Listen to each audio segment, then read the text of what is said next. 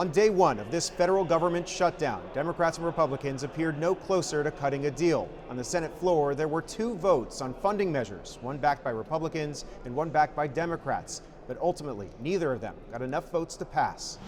All as signs of the shutdown begin to appear in Washington and the rest of the nation, the Capitol Visitor Center closed down. Whether or not the government remains open or reopens is entirely up to them. Republicans holding a morning press conference to put the blame on Democrats, urging them to support a stopgap funding measure that would keep the government funded into November, mostly at current levels.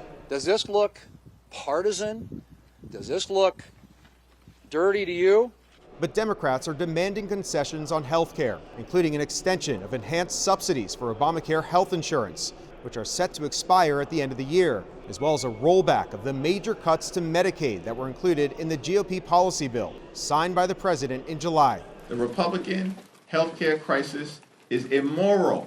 The top Democrat in the House, Hakeem Jeffries of Brooklyn, blasting House Republicans for not being in session on Wednesday, even as Democrats remained in Washington. But they don't even have the guts to be on Capitol Hill and debate us face to face.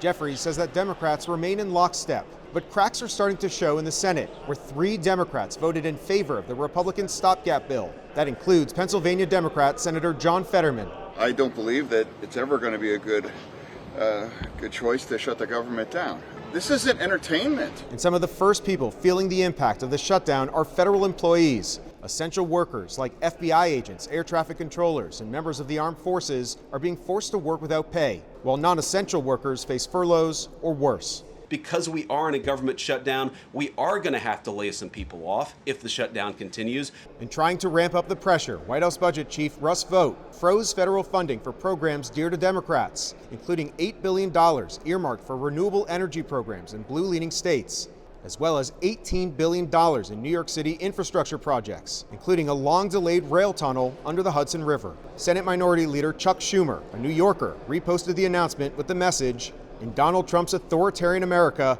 even the trains won't run on time." Now, leadership of the two parties remain pretty far apart at the moment, but there is one hopeful sign. A small group of more moderate Republicans and Democrats were seen talking on the Senate floor, trying to find a way to get out of this shutdown. Reporting here on Capitol Hill, I'm Evan Koslof, Spectrum News.